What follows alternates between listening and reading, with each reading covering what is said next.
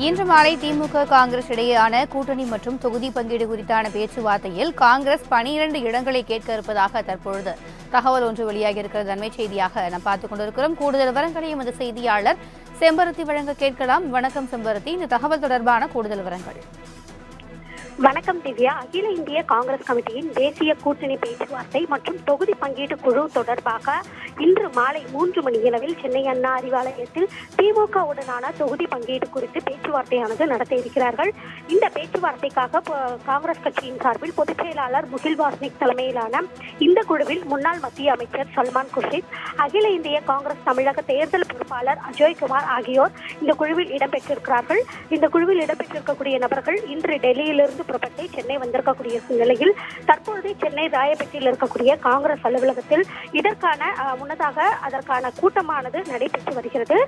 இதற்கு முன்னதாக இந்த இந்தியா கூட்டணியில் பொறுத்தளவிலுமேயே முன்னதாக பீகார், மகாராஷ்டிரா, டெல்லி உள்ளிட்ட மாநிலங்களுடனான கூட்டணி கட்சிகளுடன் முதல்கட்ட பேச்சுவார்த்தை நடத்திய இந்த குழு தமிழகத்தில் திமுகவுடனான கூட்டணி பேச்சுவார்த்தைக்கு இன்று மாலை 3 மணியளவில் தொகுதி பங்கீடு குறித்து முதல்கட்ட பேச்சுவார்த்தையை நடத்த இருக்கிறார்கள். இந்த தேசிய கூட்டணி பேச்சுவார்த்தையுடனான தமிழ்நாடு காங்கிரஸ் கமிட்டி தலைவர் KS அழகிரி, சட்டமன்ற குழு தலைவர்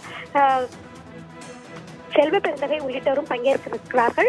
இந்த நிலையில் தற்பொழுது சத்தியமூர்த்தி பவனில் இதற்கான முதல்கட்ட பேச்சுவார்த்தை குழு என்பது முதல்கட்ட ஆலோசனை கூட்டமானது நடைபெற்று வருகிறது.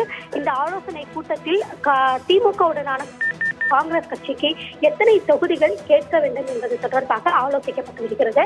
தற்பொழுது நமக்கு கிடைத்திருக்கக்கூடிய அந்த தகவலின் அடிப்படையில் ஏற்கனவே திமுகவுடனான 2019 நாடாளுமன்ற தேர்தலில் 10 தொகுதிகள் கேட்டு வாங்கியிருந்தார்கள். அதாவது தமிழ்நாட்டில் 9 மற்றும் புதுச்சேரி 1 என மொத்தம் 9+1 என மொத்தம் 10 தொகுதிகளை கேட்டு பெற்றிருக்கக்கூடிய நிலையில் இந்த முறை 2024 ஆண்டு நடைபெறக்கூடிய இந்த தேர்தலில் மொத்தம் 12 தொகுதிகளை கேட்டு பெறுவதில் காங்கிரஸ் கட்சியினர் தெளிவாக தங்களுடைய முடிவில் உறுதியாக இருக்கிறார்கள். அதன்படி இவர்கள் கேட்டு பெறக்கூடிய அந்த பட்டியல் என்பது தற்போது நமக்கு கிடைத்திருக்கிறது. அதன்படி திருநெல்வேலி, ராமநாதபுரம், தென்காசி SC துறைக்கென தனியாக ஒதுக்கப்பட்டிருக்கக்கூடிய அந்த தொகுதி, தென்காசி, திண்டுக்கல், திருவண்ணாமலை, தஞ்சாவூர், மயிலாடுதுறை, பெரம்பலூர், கள்ளக்குறிச்சி, காஞ்சிபுரம், தென்சென்னை, அரக்கோணம் ஆகிய இந்த 12 தொகுதிகளை திமுக உடனான கூட்டணியில் கேட்டு பெறுவதற்காக திட்டமிடப்பட்டிருக்கிறது.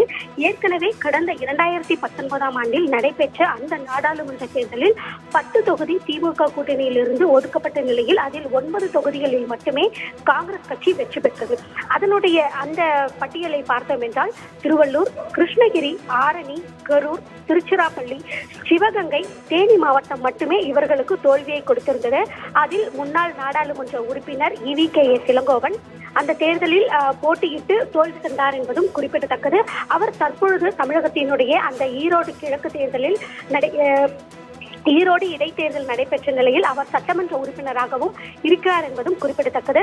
மேலும் நாம் ஏற்கனவே ஒரு 7 பட்டியலை தெரிவித்த நிலையில் தற்போது மீதம் இருக்கக்கூடிய 3 என்று பார்த்தோம் என்றால் விருதுநகர், கன்னியாகுமரி, புதுச்சேரி ஆகிய இந்த 10 இடங்களில் ஏற்கனவே அவர்கள் 9 இடங்களில் வெற்றி பெற்றிருக்கக்கூடிய நிலையில் இந்த ஆண்டு 2024 ஆண்டு நடைபெற உள்ள இந்த நாடாளுமன்ற தேர்தலில் காங்கிரஸ் கட்சி கூட்டணியில் 12 இடங்களை கேட்டு பெற இருக்கிறது.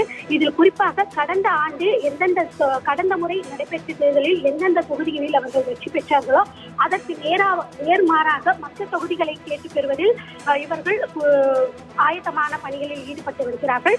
தற்பொழுது காங்கிரஸ் அலுவலகத்தில் சென்னை விமான நிலையத்தில் வந்தடைந்திருக்கக்கூடிய இந்த காங்கிரஸ்